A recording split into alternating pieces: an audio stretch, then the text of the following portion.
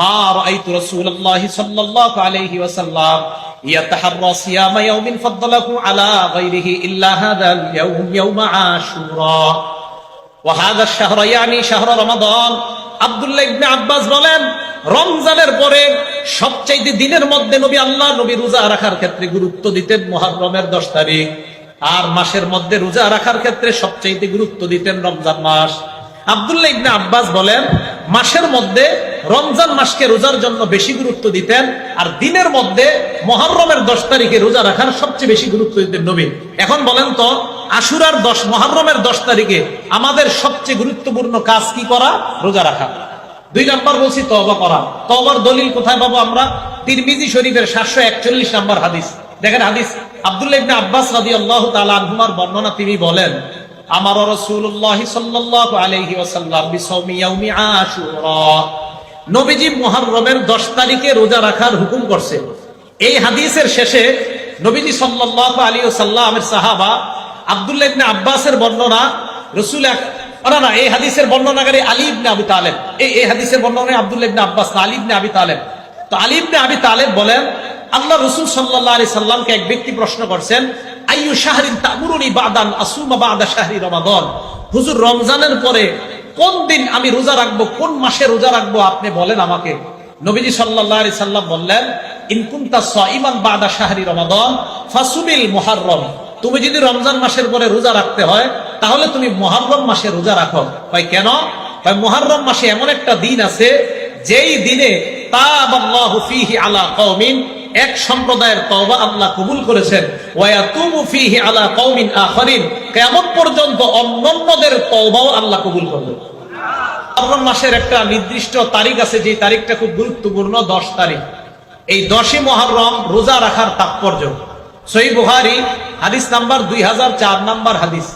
এই হাদিসের বর্ণনাকারী আব্দুল্লাহ ইবনে আব্বাস রাদিয়াল্লাহু তাআলা আনহুমা, আব্দুল্লাহ ইবনে আব্বাস রাদিয়াল্লাহু তাআলা আনহুমা বলেন, কাদিমান নবী সাল্লাল্লাহু আলাইহি ওয়াসাল্লাম আল মদিনা, নবীজি মদিনায় আগমন করলেন। আগমন করার পর ফারাআল ইয়াহুদা তাসুমু ইয়াউমা আশুরা, নবীজি দেখলেন ইহুদিরা আশুরার দিন 10ই মুহররম রোজা রাখে। নবীজি প্রশ্ন করলেন, মা হাযা, এই দিন তোমরা রোজা রাখো কেন, এটা আবার কোন দিন? ইহুদিরা জবাব দেয়, হাযা ইয়াউমুন সালিহ, এটা একটা নেক দিন, এটা একটা ভালো দিন। হাযা ইয়াউমুন নাজ্জাল্লাহু ফীহি বনি ইসরাঈল মিন আদুবিহিম, এটা এমন একটা দিন যেই দিন বনি ইসরাঈলকে তাদের শত্রু থেকে আল্লাহ মুক্তি দান করেছেন। ফাসামাহু মূসা, এই দিনের শুকরিয়া আদায় করার জন্য মূসা নবী রোজা রাখলেন, এই জন্য আমরাও রোজা রাখি। আল্লাহ নবী বললেন, ফানা আহাক্কু বিমূসা মিনকুম, আমি তোমাদের চাইতে মূসা নবীর বেশি নিকটবর্তী, বেশি মুহাব্বত করি, বেশি হকদার। এই কথা বলার পর ফাসামা, আল্লাহর নবী নিজে রোজা রাখলেন, সাহাবাদেরকে বললেন তোমরাও রোজা রাখবা।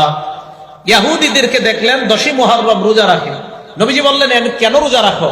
কয়, বনি ইসরাইলকে আল্লাহ 10ই মুহররম তার শত্রুদের থেকে মুক্তি দিছে, তাই মূসা নবী শুকরিয়া করার জন্য রোজা রাখছে, আমরাও রোজা রাখি।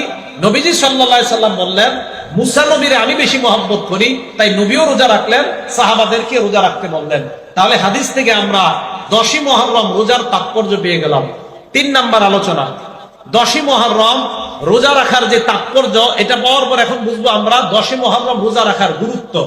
মনে রাখবেন 4টা আমল, বলেন সবাই, কয় আমল? 4 আমল নবীজি ছাড়তেন না, 4 আমল নবীজি ছাড়তেন না। নাসাই শরীফ হাদিস নাম্বার 2416 নাম্বার হাদিস, 15 নাম্বার হাদিসের মধ্যে আসছে, 16 নাম্বার হাদিসের মধ্যে আসছে।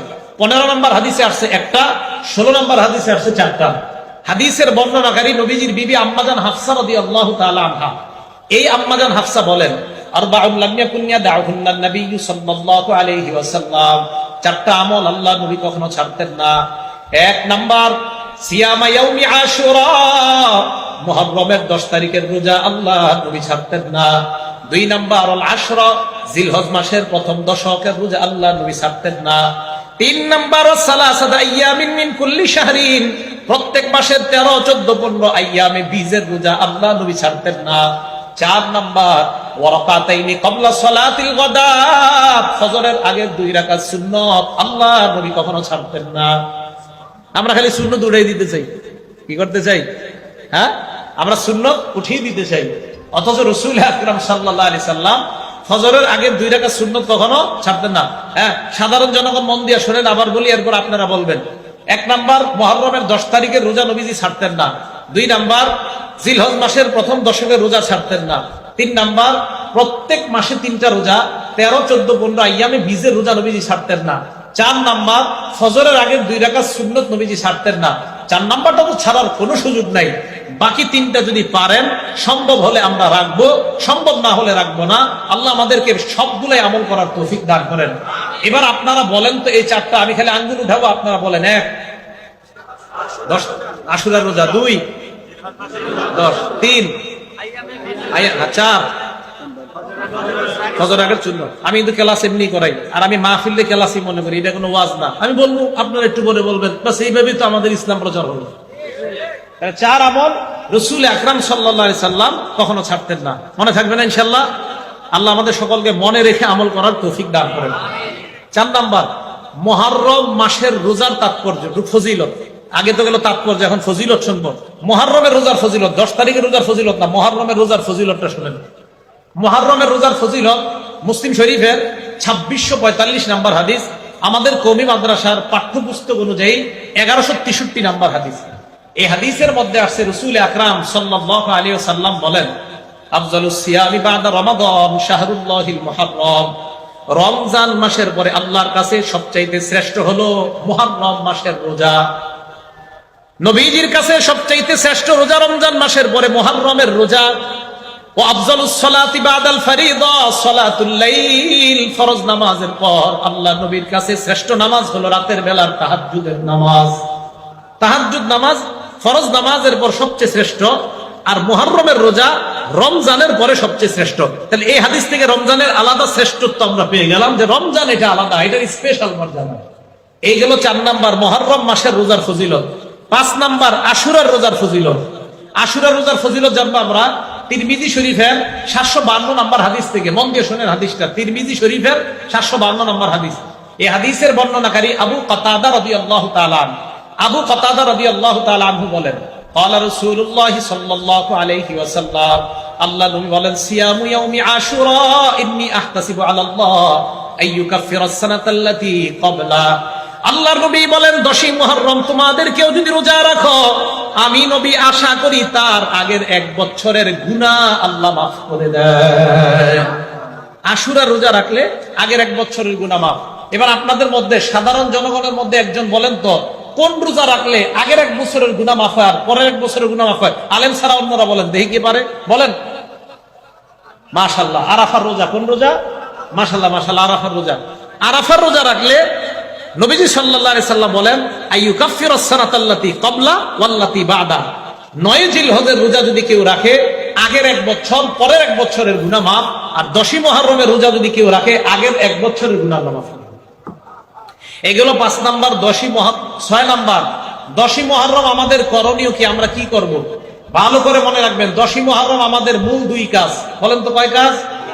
1 নাম্বার রোজা অবস্থায় কাটানো, 2 নাম্বার তওবা করা। বলেন, 1 নাম্বার, 2 নাম্বার তওবা করা। প্রথমে রোজা অবস্থায় কাটানোর দলিল, এরপরে আমরা তওবার দলিলটা নেই।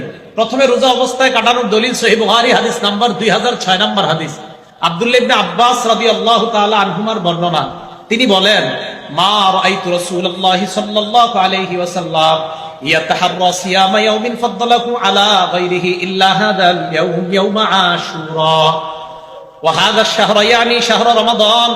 আব্দুল্লাহ ইবনে আব্বাস বলেন, রমজানের পরে সবচেয়ে দিনের মধ্যে আল্লাহ নবী রোজা রাখার ক্ষেত্রে গুরুত্ব দিতেন মুহররমের 10 তারিখ, আর মাসের মধ্যে রোজা রাখার ক্ষেত্রে সবচেয়ে গুরুত্ব দিতেন রমজান মাস। আব্দুল্লাহ ইবনে আব্বাস বলেন, মাসের মধ্যে রমজান মাসকে রোজার জন্য বেশি গুরুত্ব দিতেন, আর দিনের মধ্যে মুহররমের 10 তারিখে রোজা রাখার সবচেয়ে বেশি গুরুত্ব দিতেন নবী। এখন বলেন তো, আশুরার মুহররমের 10 তারিখে আমাদের সবচেয়ে গুরুত্বপূর্ণ কাজ কি করা? রোজা রাখা। 2 নাম্বার বলছি তওবা করা। তওবার দলিল কোথায় পাবো আমরা? তিরমিজি শরীফের 741 নাম্বার হাদিস।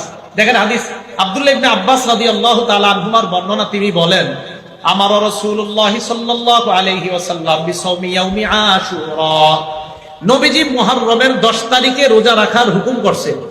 এই হাদিসের শেষে নবীজি সাল্লাল্লাহু আলাইহি ওয়াসাল্লামের সাহাবা আব্দুল্লাহ ইবনে আব্বাসের বর্ণনা, রাসূল না, এই হাদিসের বর্ণনাকারী আলী ইবনে আবু তালেব। এই হাদিসের বর্ণনা আব্দুল্লাহ ইবনে আব্বাস না, আলী ইবনে আবি তালেব।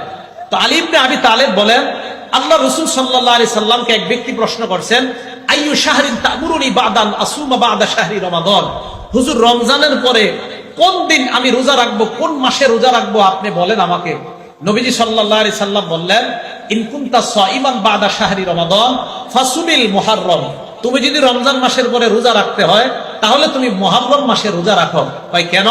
কয় মুহররম মাসে এমন একটা দিন আছে যেই দিনে তাবাল্লাহু ফীহি আলা কওমিন, এক সম্প্রদায়ের তওবা আল্লাহ কবুল করেছেন, ওয়া ইয়াতুবু ফীহি আলা কওমিন আখারিন, কিয়ামত পর্যন্ত অন্যান্যদের তওবাও আল্লাহ কবুল করবেন। তাহলে আমাদের দ্বিতীয় কাজ পেয়ে গেলাম, মুহররমের 10 তারিখে আমরা তওবা করব। আল্লাহ এই দুইটা আমলের মাধ্যমে মুহররমের 10 তারিখকে কাটানোর তৌফিক দান করেন। 7 নম্বর আলোচনা, রোজা রাখবো কোন দিন কোন দিন। উত্তম হলো 9-10 রাখা, একান্ত না পারলে 10-11। উত্তম হলো 9-10 রাখা। এই 9-10 রাখার ব্যাপারে কয়েকটা দলিল শুনেন। দলিল নাম্বার 1, তিরমিজি শরীফের 755 নম্বর হাদিস। এই হাদিসের বর্ণনাকারী আব্দুল্লাহ ইবনে আব্বাস রাদিয়াল্লাহু তাআলা আনহুমা, তিনি বলেন, আমার রাসূলুল্লাহ সাল্লাল্লাহু আলাইহি সাল্লাম বিসাওমি ইয়াউমি আশুরা, নবীজি মুহররমের 10 তারিখে রোজা রাখার হুকুম করছেন। এই হাদিসের শেষে ইবনে আব্বাস বলেন, সুমুত তাসিআ ওয়াল আশিরা, তোমরা 9 তারিখে রোজা রাখো এবং 10 তারিখে রোজা রাখো। তাহলে এই হাদিস থেকে আমরা জানলাম মুহররমের 9 এবং 10 তারিখ রোজা রাখার কথা। আচ্ছা, আরেকটু সুন্দরভাবে আমরা জানি হাদিসটা মুসলিম শরীফের হাদিস নাম্বার 2655 নাম্বার হাদিস, 2556 নাম্বার হাদিস, আরেকটা হলো 2557 নাম্বার হাদিস। আর আমাদের মাদ্রাসার পাঠ্যপুস্তক অনুযায়ী 1134 নাম্বার হাদিস এবং 1135 নাম্বার হাদিস আমাদের মাদ্রাসার যে সিলেবাস। নবীজি সাল্লাল্লাহু আলাইহি সাল্লাম কি বলে দেখেন। নবীজি সাহাবাদেরকে বললেন মুহররমের 10 তারিখে রোজা রাখতে। সাহাবারা বললেন, ইয়া রাসূলুল্লাহ, এই যে মুহররমের 10 তারিখে আমাদেরকে আপনি রোজা রাখতে বললেন, এই দিনটাকে তুআজ্জিমুহুল ইয়াহুদু ওয়ান নাসারা, ইহুদি খ্রিস্টানরা সম্মান করে। নবীজি বললেন, তাই নাকি? কয় হ্যাঁ। নবীজি বললেন, ঠিক আছে, ফাইদা কানাল আমুল মুকবিল, আগামী বছর যখন হবে মুহররমের মাস, সুমনাল ইয়াউমাত তাসিয়া, আমরা 9 তারিখেও রোজা রাখবো। সুবহানাল্লাহ। তাহলে এই হাদিস থেকে বোঝা যায় 9 এবং 10 তারিখে রোজা রাখার কথা। আল্লাহর কি কুদরত, ওয়ালাম ইয়াতিল আমুল মুকবিল হাত্তা তুওয়াফিয়া রাসূলুল্লাহ, আগামী বছর আসার আগে নবীজি দুনিয়া থেকে বিদায় গেছেন, মারা গেছেন, ইন্তেকাল করছেন। এখন হাদিস থেকে কি বোঝা যায়? নবীজির আগ্রহ 9 এবং 10 তারিখ। পরের হাদিসটা আরো স্পষ্ট হয়। নবীজি বলেন, লা ইন বাকিতু ইলা কাবিল, আমি যদি আগামী বছর বেঁচে থাকি, লা আসুমান্নাত তাসিআ, অবশ্যই আমি 9 মুহররম রোজা রাখবো। তাহলে 9 এবং 10 তারিখের গুরুত্ব আমরা পাইলাম। ইহুদিদের বিরোধিতা করব কিভাবে? 9 তারিখে রোজা রাখবো এবং 10 তারিখে। প্রশ্ন হলো, হুজুর 10-11 যে রোজা রাখতে বললেন, এটার কোনো দলিল আছে কিনা? হ্যাঁ, এটারও দলিল আছে।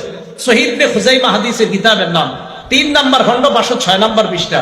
হাদিসের বর্ণনাকারী আব্দুল্লাহ ইবনে আব্বাস রাদিয়াল্লাহু তাআলা আনহুমা, এই আব্দুল্লাহ ইবনে আব্বাস রাদিয়াল্লাহু তাআলা আনহুমা বলেন, সুমু ইয়াউমা আশুরা, তোমরা মুহররমের 10 তারিখে রোজা রাখো।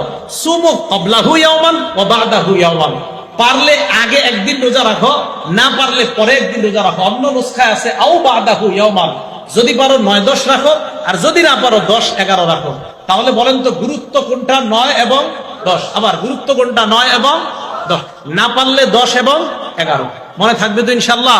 আল্লাহ আমাদের সকলকে 9-10 এই 2 দিন যেন আমরা রোজা রাখতে পারি, আল্লাহ তৌফিক দান করেন।